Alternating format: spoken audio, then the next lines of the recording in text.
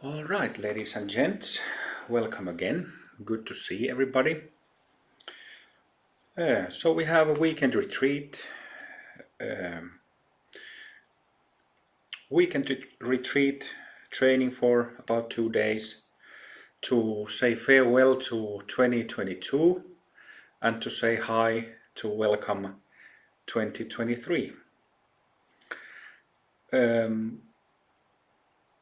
What I thought about as I was writing the introduction and as I was editing the Buddhas Among Us book, I'm sure many of you have read it already or are reading it.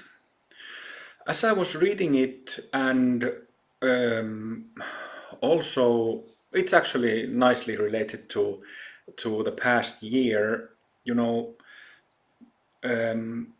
it's been an interesting year from my perspective and from the perspective of Amrita Mandala because you know, since the summer of 2021, so since a year and a half ago, our Sangha members, a number of us, started to finish their karmic purification, their purification of the 10 bhumis. And since then, I've had opportunity to observe, what they, not what they have realized, but to see how they are seeing things, how they are looking at things. And from the perspective of emptiness, no difference. Of course, it is the same. I'm meaning to talk about emptiness and emptiness practice this weekend again, like I often do on these weekend retreats, going through the basics of Vipassana meditation, basics of emptiness meditation. But something else that you know it is, you get two different views on this. So and I tend to be those, like, if you speak of emptiness realization solely, and then that is one kind of view that in history certain masters have said that that is really the how do you say, bread and butter, heart and soul of Dharma. Because when you realize emptiness of all phenomena, when you purify the 10 grounds, then it is such a thorough transformation that then you see through and see with the eyes of wisdom, eyes of prajna. So that's one kind of interpretation. And I definitely tend to, if I have to choose between this and the next one that I'm going to define, I'm on this side. And the second one is that developing that not only emptiness, but developing qualities. And well, it is a problem. I've discussed this with a number of Dharma teachers over the years, and it sometimes this is understood like that not some view that emptiness is not that important, that it's like ethical qualities, right kind of livelihood, right kind of conduct, like a, I guess you could say, like a pure way of living that is more important. So if I had to choose between the two, I would be on this side, but I don't have to choose. And so that's why I'm on both sides. And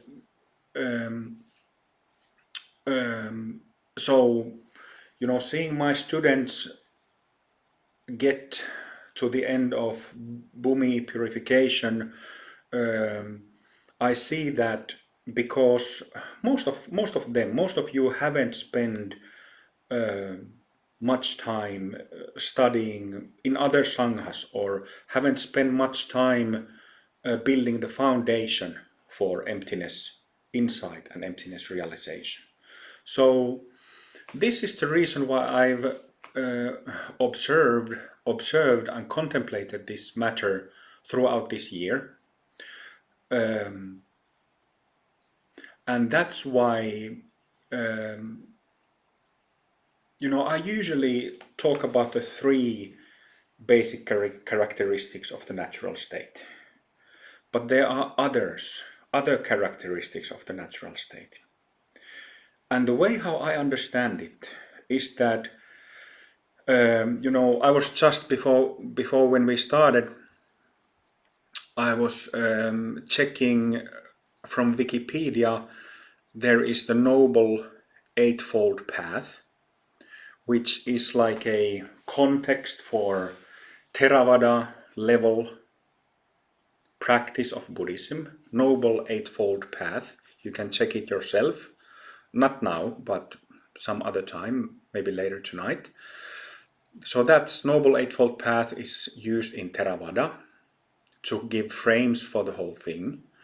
And then in Mahayana and in Vajrayana there are the paramitas, perfections. Paramita, paramita, paramita, it means perfection.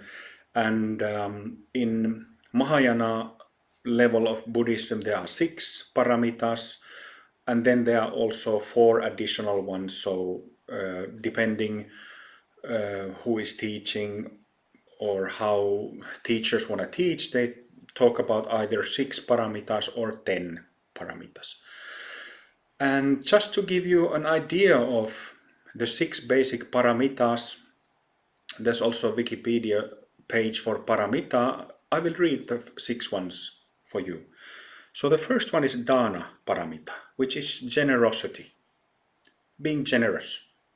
Second one is sila paramita, which means like a virtuous ethical conduct. Third one is kshanti paramita, which means patience, tolerance, forbearance, acceptance, endurance. Fourth is virya paramita, which means like effort related, so that your virya, so that you have right type of effort in whatever type of action you're doing. Fifth is dhyana paramita. It is translated here as one-pointed concentration, contemplation. But dhyana, I would say that it's directly mind-related and practice-related. And then sixth is prajna paramita, which is wisdom or insight. Sherab in Tibetan, prajna in Sanskrit. So prajna or pragya. Pragya is the correct translation, but often it is pronounced as prajna paramita, perfection of wisdom. We have one of our deities in Rainbow Body Yoga, the feminine deity on 11th Bhumi is prajna paramita.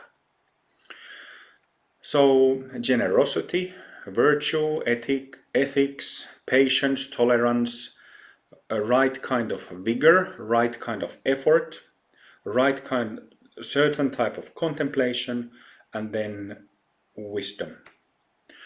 So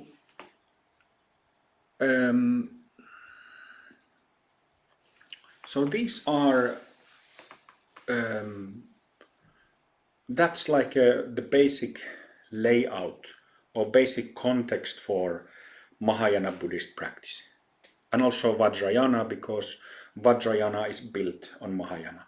But here we come again to what I said about this type of approach and that type of, some in Vajrayana don't want to give any attention to paramitas.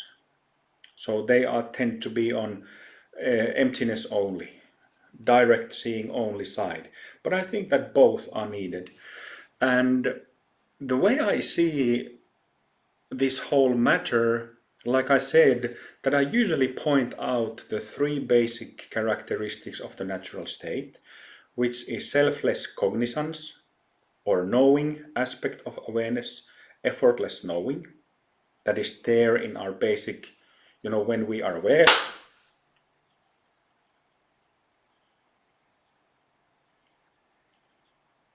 There is this selfless knowing, selfless awareness. It knows, it cognizes. So that's the first one. Second one is that this basic state is alive. There is energy to it, there is feel to it, and that feel has a very soft energy, very soft, light, you could say. That's not the only type of energy of it. There is like we have in deities, we have peaceful deities that have that soft energy, very kind, very loving energy. And then we have some deities that have more action to them, so that they don't only abide, but they have like an active component going outside. So especially Avalokiteshvara and White Tara, very actively going outside, being compassionate. And then of course wrathful deities. Wrathful.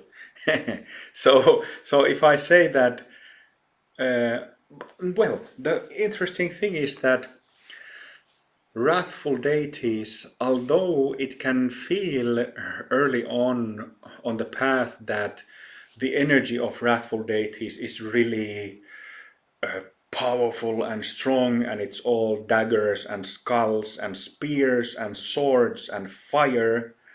Yes, it feels like that in the beginning. But when you go through the whole thing, through the process of purification, wrathful deities are also soft.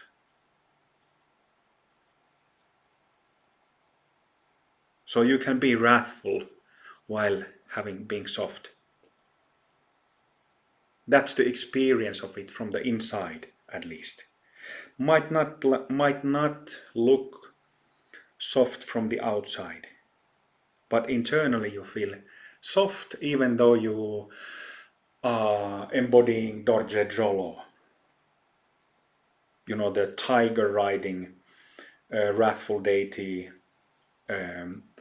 that is an emanation of Guru Rinpoche, or Vajrayogini. Vajrayogini has like a spear with skulls in it, really intense. But like I said, when you go through the process of purification, that wrathfulness is also soft. And this is actually interesting from the point of view of Vajra body exercise, where we tense muscles, because in Vajra body exercise and in Amrita asana exercises, we tense the body in different postures. So we tense, wrathful, dynamic, but it leads to very soft, doesn't it? It really softens us up. So yeah. So I was talking about the second characteristic, which is aliveness, that the basic state is alive and that it has an energetic feel. Behind me there is Master's Tanka. I should fix because Gurudev's head is not there. So you can see the rainbow lights emanating from him. Maybe you could interpret that rainbows are also the energy of wrathful deities. But, when you see wrathful deities depicted, they usually have like dark colors. Black, dark red, sometimes brownish, sometimes dark blue, but dark colors. And you don't get dark colors in rainbows. So if you think of rainbow, the 4-5 and the array of colors that is seen in rainbows, natural rainbows, that is not a complete presentation of the basic state in terms of colors. Um, so it is actually like a wider, also dark colors. But anyway, that's the second characteristic, aliveness. You've heard me say this 100 times if you have studied with me a few years or more. And the third one is groundedness. Grounded. When we are in samsaric, self-based state of mind, then we have reactions. We react, and our thoughts and emotions and reactions and our energy is, how do you say, is hooked or is caught by the notion of me, I, mine, which is the self. So, as you know, what happens to your energy when you have, can be just small things like in daily life, getting irritated about something, getting annoyed about something, and already your energy becomes wobbly, shaking. Not to even mention if you lose it and you become angry, pissed off, scared, anxious, wobbly, shaky. But the third basic characteristics of the natural state is not shaking.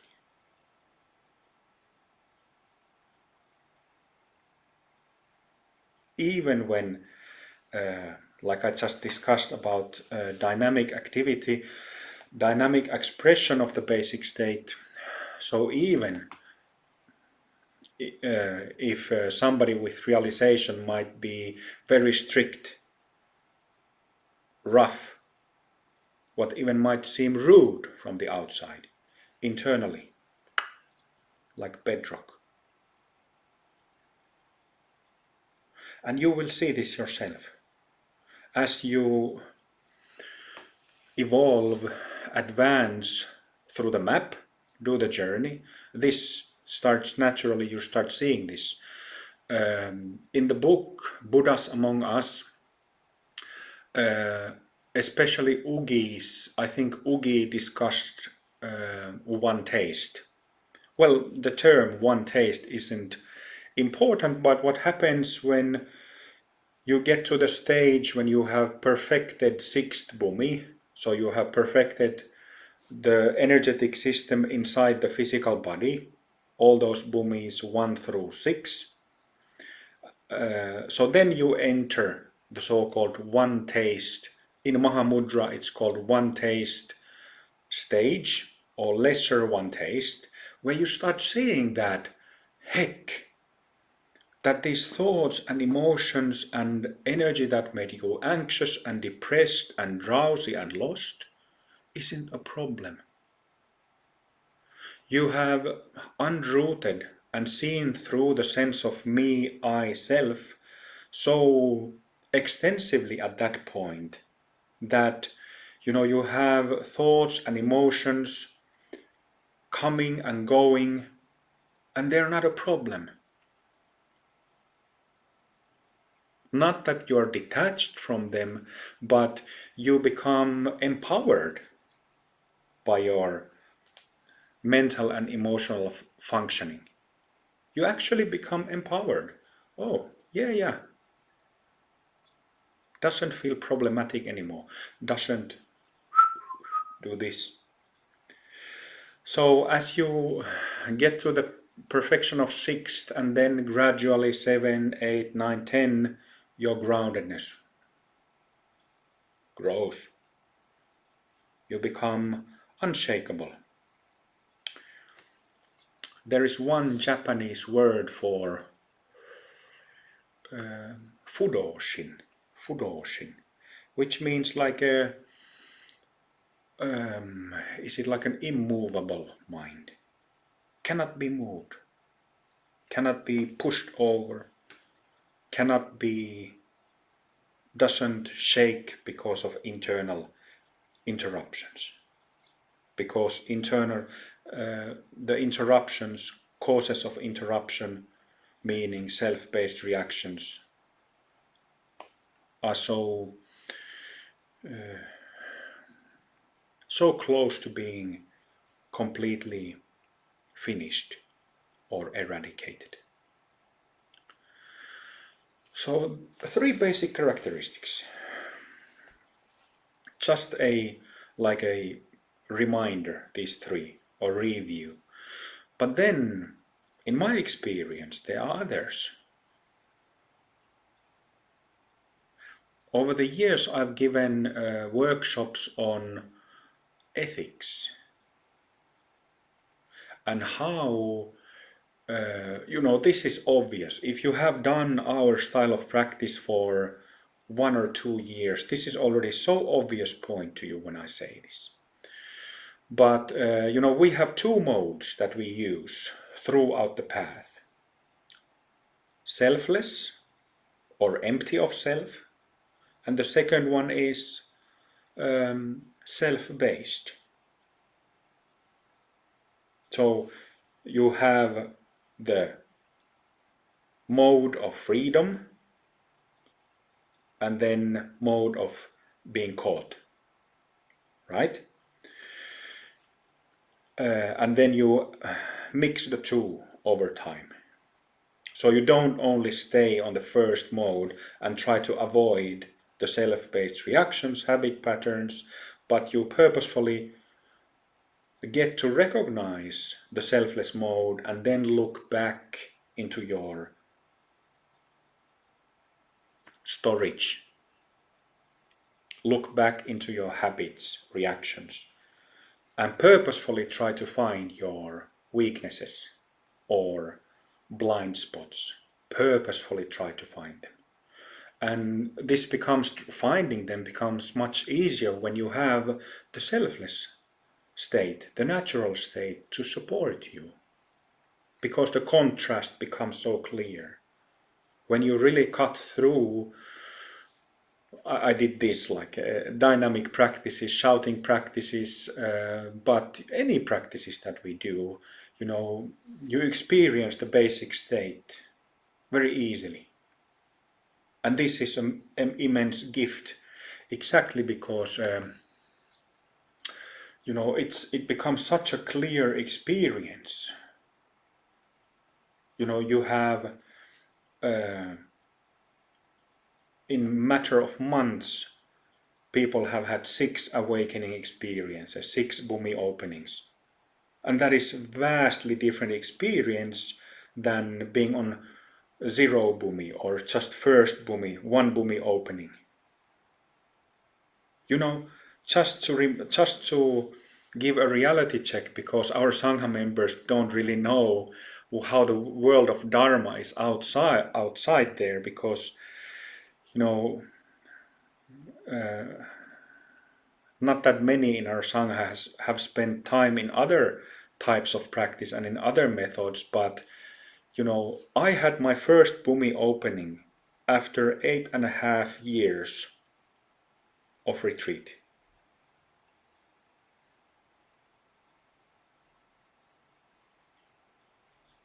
So let that sink in for a moment. I remember Omori Sogen Roshi, who was the master of my master, Terayama Sensei's master. Omori Sogen, he also had his first awakening experience after 8 years of going to week-long Zen retreats. So it's common that it takes years in different methods. It's simply how it is. So having practices like we have that are easy to learn, can be learned online, can be applied from distance, although there should be no confusion that this is not an online Sangha only. We are only doing online retreats because it enables practice for people who can't make the retreats. But the real, it's a very different energy and dynamic when retreats are practiced in person. You get a very different feel of your teacher, the teacher gets from students, and the whole group dynamic. It's a very different experience. So there should be no confusion about this, that this is an online Sangha only. No, it isn't. Um, so, um, so yeah, it is a huge plus in our system that we have the knowledge that we have, and so that our practitioners know very clearly what they are doing and what they aren't doing.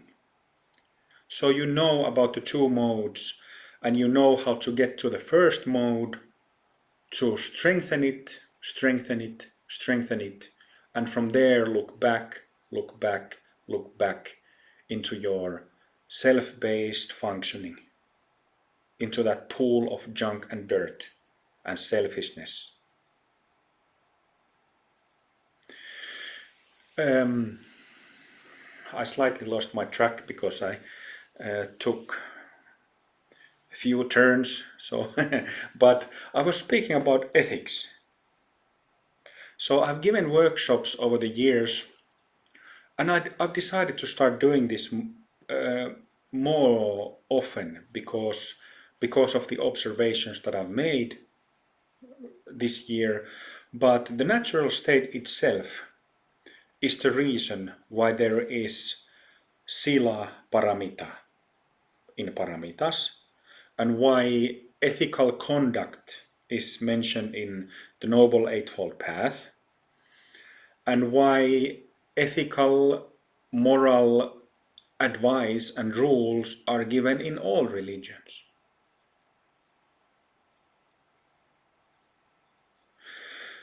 When you recognize the basic state and you grow into basic state, meaning you purify, you perfect the bhumis, then you become like the natural state. Meaning that your thinking, your feeling, your speech, and your action becomes like the natural state.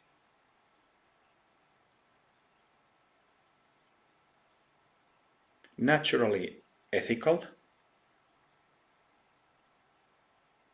naturally having discrimination, discernment. Of course you have discernment because your mind stays clear. You remain sober. So when you see things that are off in one way or the other, your discernment, because of that sobriety, picks it up effortlessly.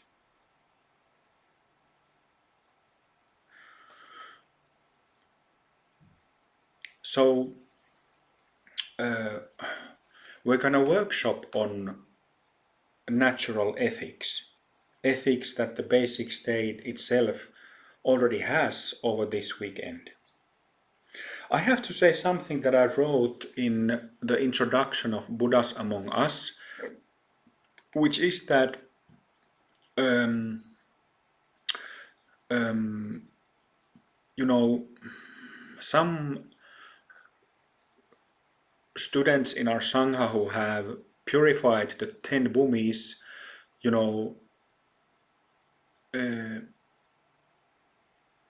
there are like couple in those 6 people who are in the book who spend a little bit of time doing like mindfulness or relaxation exercises from YouTube, or did hatha yoga or something. But other than that, no other preparation, no other practice before Amrita Mandala. So those 6 in the book, if I remember correctly, the range of their practice in terms of duration were from 3 to 6 years. So they went through the purification process within 3 to 6 years. There is one person in our Sangha who did the same in 2 years. 2 years only. So the question is that 2 years without any prior practice. Okay? So, you know,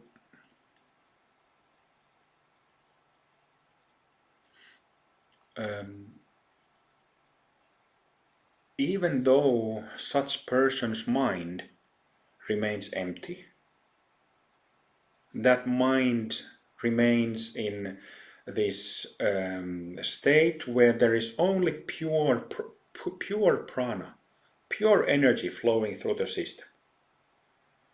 There are no longer knots or self-centered files stored in there. So the mind, the energy system remains clear and open all the time. All mind phenomena empty, selfless.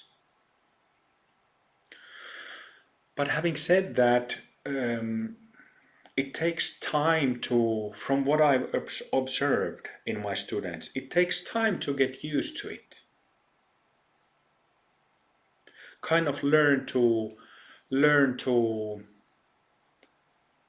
experience everyday living as if it was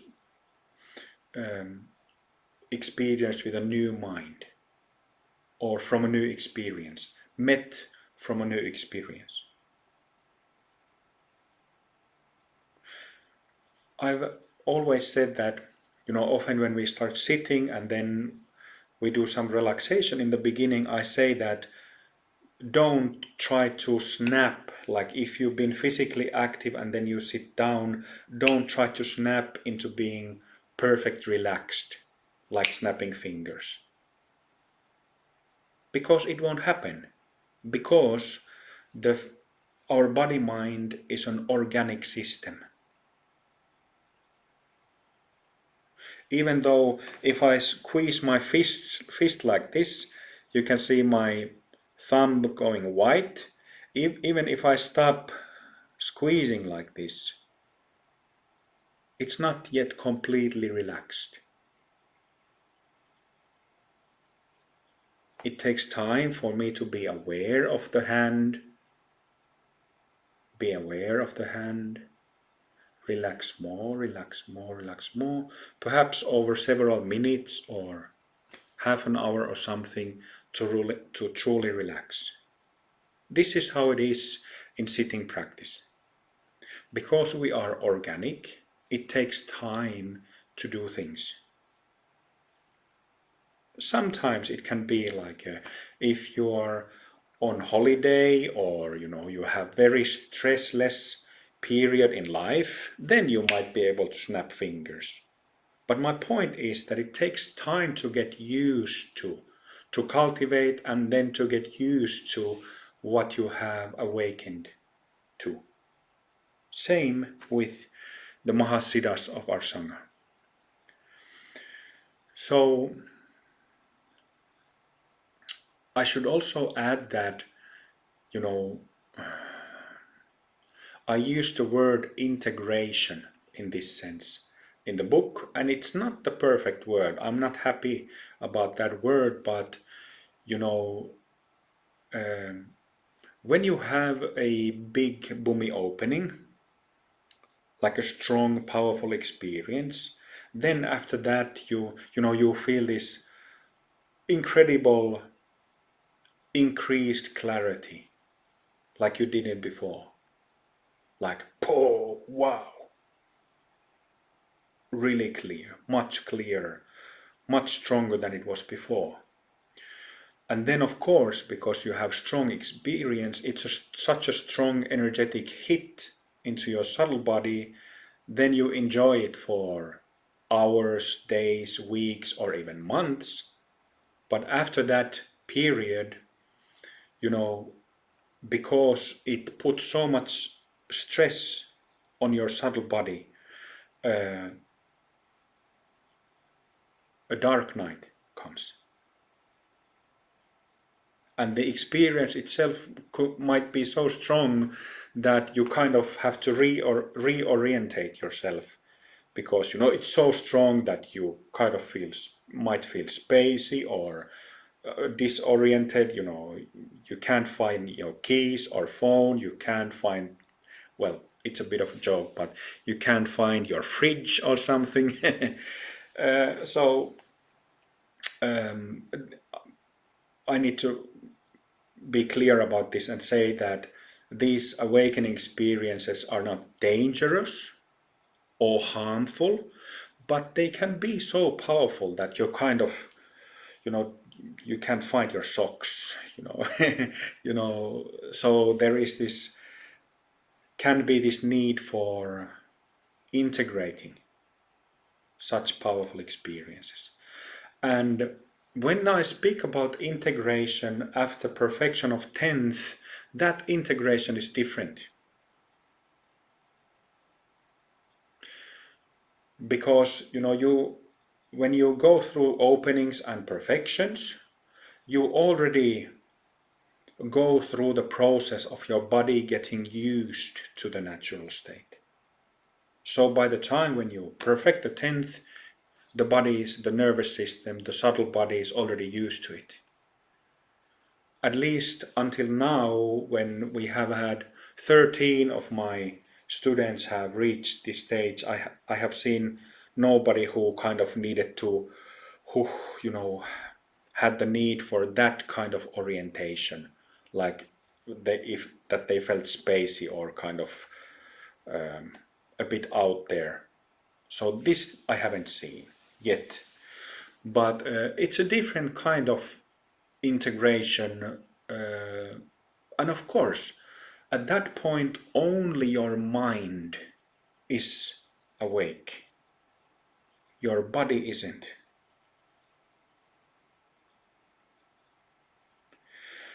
So there is more to enlightenment than enlightenment of the mind or awakening of the mind. There is awakening of the body, or I would say that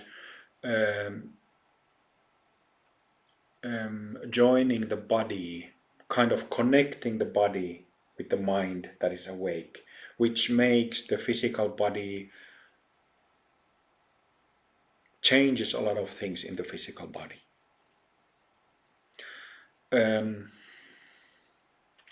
So how did this have anything to do with ethics? So my point simply is that in my experience, I spent a lot of time in retreat, and I spent a lot of, well, I didn't spend that much time in ashrams and back in the day in Zen monastery, but I did spend quite a bit. Although most of my retreat was done solo, at home, mostly in Finland, sitting 8 hours or more every day, never missing a day. So even though, we speak about boomy events that are these clear shifts, I didn't have those clear shifts during my retreat years, but I did have glimpses every now and then. Oh, what was that? Glimpses.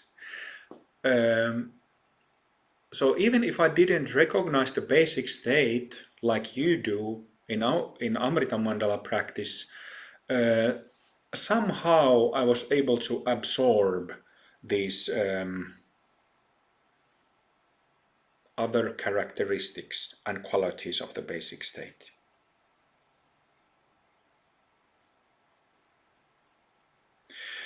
So ethics, very important. In the Rainbow Body Yoga materials, it is in the history of Tantra, it is very exceptional that practice like Rainbow Body Yoga, which is, it would be classified as higher Yoga Tantra, Maha Yoga, which is deity practice, Anu Yoga, which is the yoga of channels and centers and energies, and then Ati Yoga, which is non-meditation or Dzogchen practice. These three are classified as higher Yoga Tantra.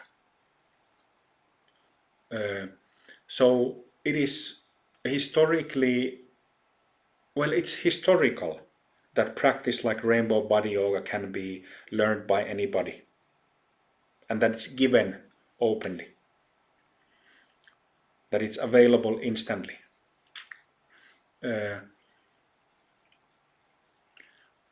But the only requirement I've set for learning it, for receiving the empowerment and learning the techniques, is that the person remains honest and sincere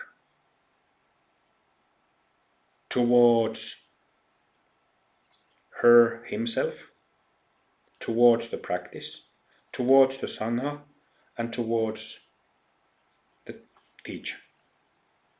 Remaining honest and sincere. And a few years ago I wrote the preliminary practices book, where the basic ethics are also said, but I know for fact that out of 70-80 Sangha members we have, people don't really pay attention. And I'm not saying that there is unethical behavior. Thank God I'm not saying that. Because it's a jungle out there. You can hear of really weird stuff. Students do weird stuff, unacceptable stuff that many teachers do. So there is no unethical behavior in our Sangha, but the way on how I know that my students haven't paid attention to this, my request is that it's kind of it's downstairs. We have this like a diamond made of glass, like a bigger diamond that has facets, right? So that facet of my student's mind doesn't shine clearly. It is not polished. That facet is there, but it is not like I don't have anything. It doesn't shine like it's perfectly polished. That's how I know that they haven't paid attention.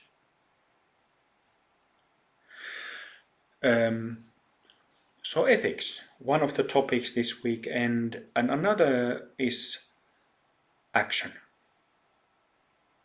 Action that also comes from the basic state. That compassionate action, awakened action, enlightened action, it's not like certain kind of action that you somehow do or perform. Just like ethics isn't like a thing that you carry, but it comes from the basic state. What does action mean? Thought. What you think. This is very important.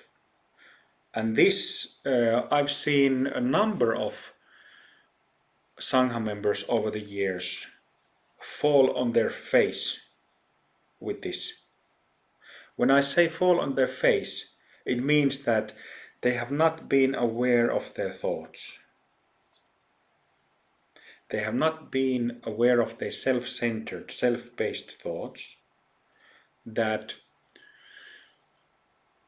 allowed their self-centered stuff to germinate and grow like mold, and it ruined their dharmic path, with the result of me having to kick them out from the Sangha. So enlightened action, enlightened thought, we practice according to Buddhist Dharma, Buddha Dharma. And it naturally means that we practice vipassana, seeing the emptiness of mind and mental emotional phenomena through tantric practices, but also sutric practices, by directly looking at the mind, thoughts, emotions, and subtle energies. And um, we need to be, I would say, extremely. We should try to. What would be a good way to? We need to be extremely careful what we think. Extremely careful, especially when it comes to Dharma related matters. If we are not careful, if we are sloppy, and then some negativity slips into your thoughts, first a little bit slips. I don't like that, or I see that. You see what you see, according to your self-centered mind. A little thing slips and you don't, your commitment to ethics and being sincere and honest is not strong enough. So a small thing slips past your looking, and then it goes. You don't pay attention.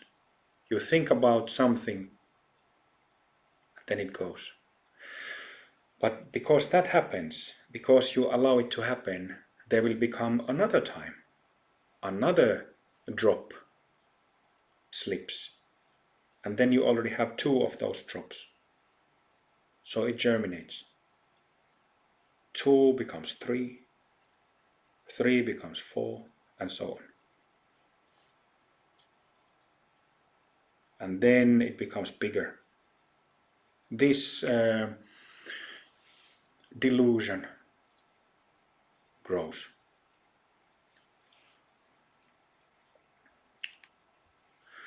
And so it all starts in the mind, in the thought. And then you start speaking about it. And you start acting accordingly. I've seen this a couple of times very close. In Japan, in the monastery where I was, just a moment.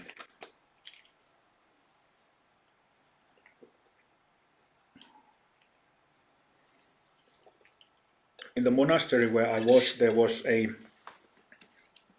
nun, Zen Buddhist nun, ordained nun, who had some negative thoughts about the abbot, about the Roshi, about the Zen master of the temple.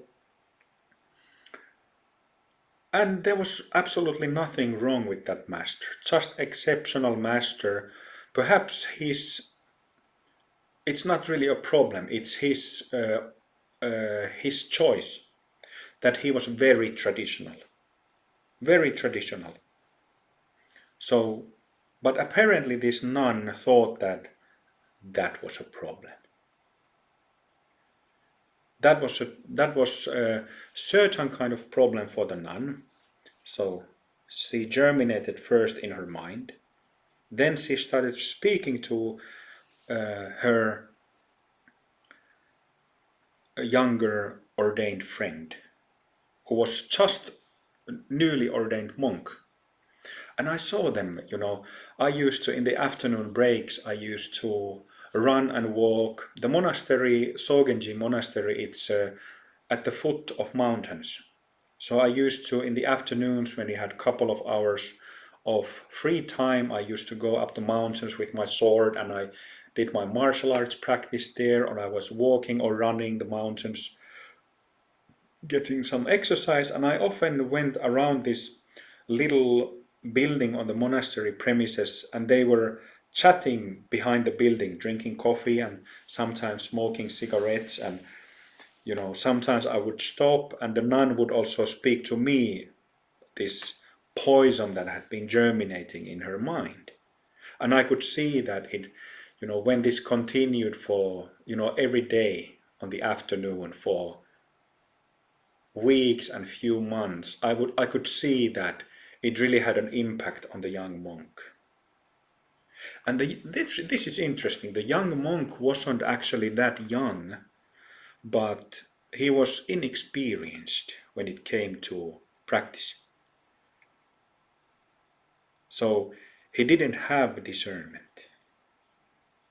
He wasn't sober enough in his mind.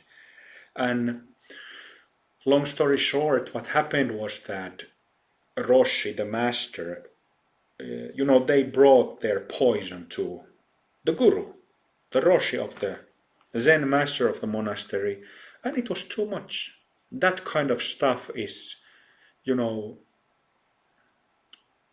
when you start blaming a Dharma teacher or Dharma master, when there has been no misconduct, these kind of things are instantly very problematic.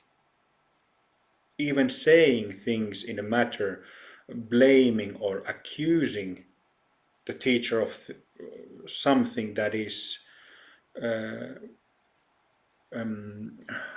not problematic ethically,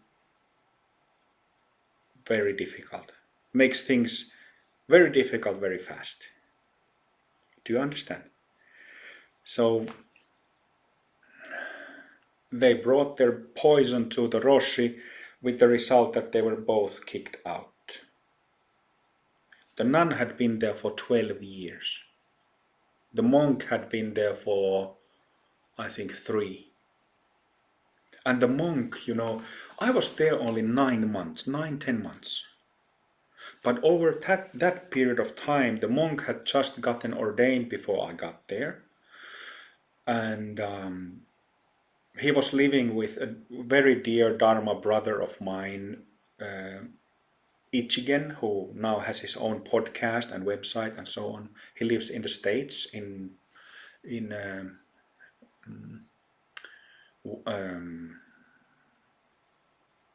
Seattle, I think, or near Seattle. But I saw the monk being very enthusiastic and motivated and inspired to do the training, and then in a matter of months, it all went down, and he was kicked out. The Roshi said to the nun that, this is so bad that you can't continue training, but maybe later you can come and receive one-on-one instruction with him. But with the monk, it was full cut.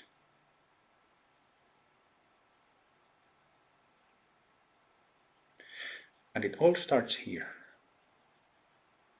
with thoughts. Thoughts become speech. Thoughts become action. And thoughts already are action. Body, speech, and mind. So enlightened action, we need to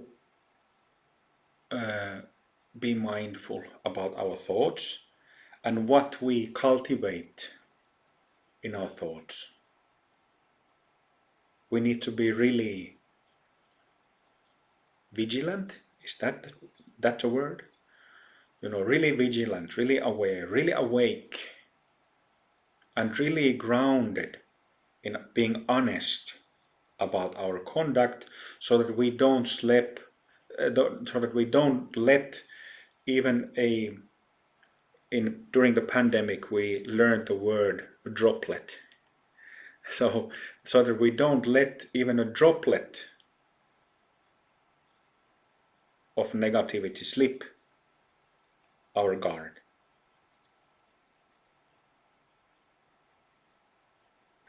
And if we remain like that, honesty, sincere, honest, sincere, this already makes us strong in our recognition.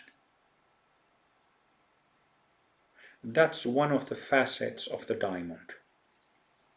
One of the facets of the Vajra of natural state. And when you remind yourself to be honest, okay, I'm not gonna allow myself to lie to myself. And I'm not gonna uh, project my lies to others. I'm being honest. This develops groundedness. And most importantly, it develops character. A character of somebody who truly knows oneself, who truly has realization. At this point, it's good to think briefly the world of Dharma and the many scandals that is going on, misconduct, abuse, not only in Buddhism, but in all religions. All abuse, misconduct in all the forms that happens in samsara.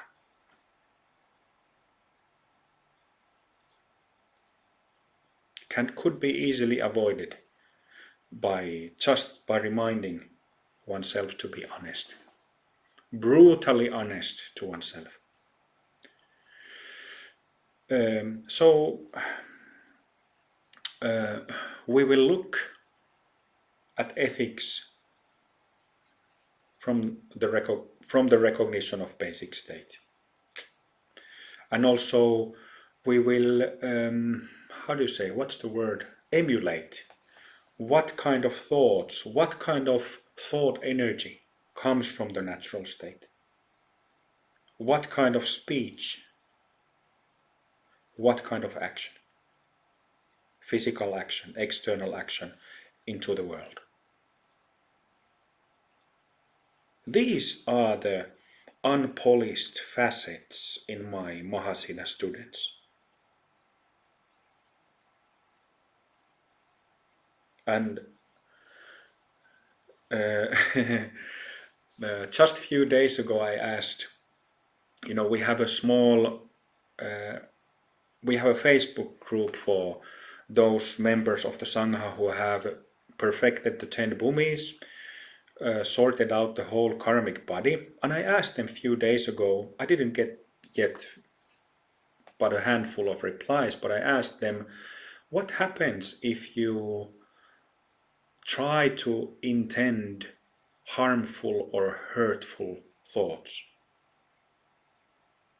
What happens in your mind if you start planning to do something that is harmful or hurtful to somebody? And the answers that I got, it was maybe 3 or 4 answers. The answers that I got was that if such a person who has purified his mind, if you try to start thinking that, okay, I will cause harm, pain or hurt by verbally or physically to somebody, the thought just doesn't get anywhere. It's like, I feel personally that, it just doesn't, it's like it somehow it stops. It just doesn't get anywhere. I remember how it used to be, like you know how it is, when you fight with somebody, you are in conflict with somebody, whoever it might be, you know how it is. It just goes on, and you might spend days, weeks, months, years brooding about more harm, more hurt. But at this point, it doesn't get anywhere. It just doesn't go. It's like, how do you say, like, well, it's not a perfect analogy, but it kind of gets frozen or stuck in the mud, and it just doesn't, it just doesn't go further. This proves my point, my theory about the natural state having already perfect ethics.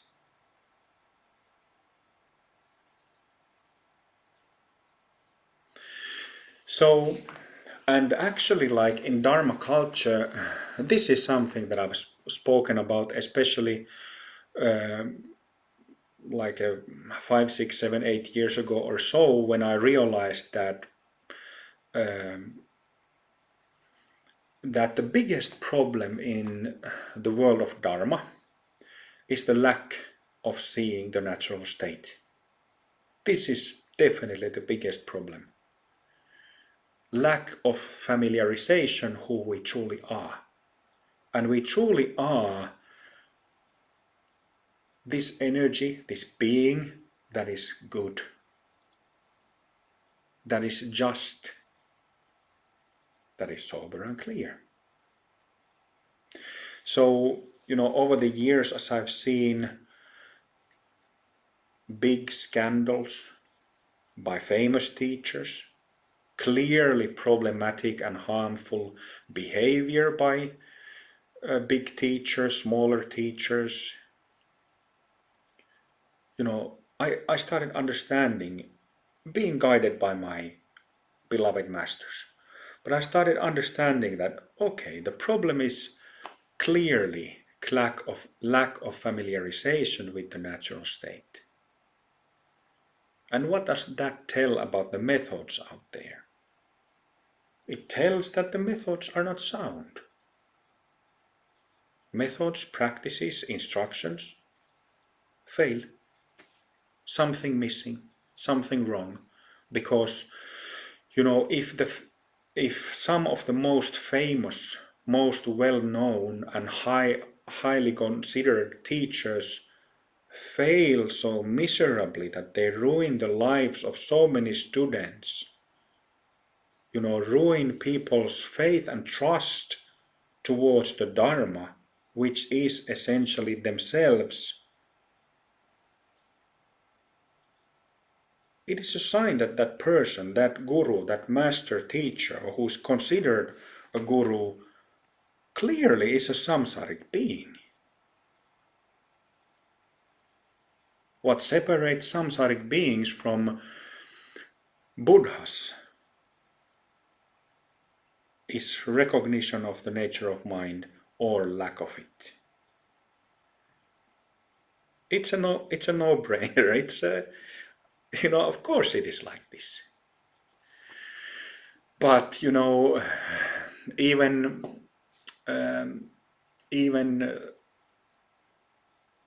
the situation could be bettered by these people just reminding themselves to be honest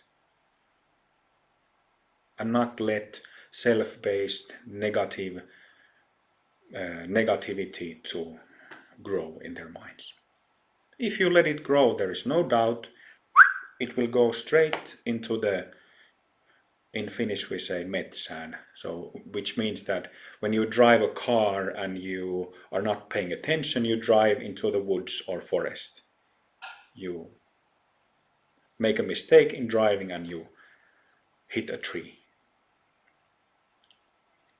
Definitely. This is what we have seen in the world of Dharma, and not that difficult to correct that, but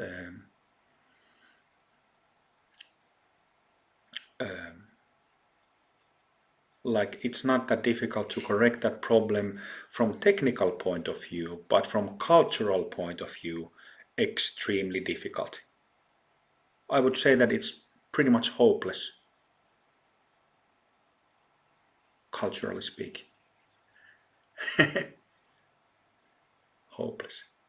No hope.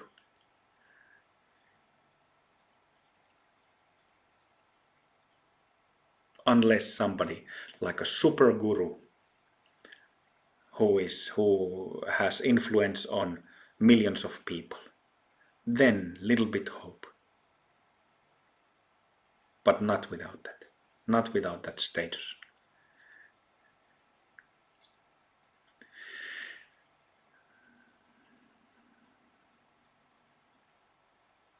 So we will go through this ethics, natural ethics, and natural action. Natural thought, natural speech, natural action, natural bodily action. All right, let's take a break for 10 minutes and then we practice some.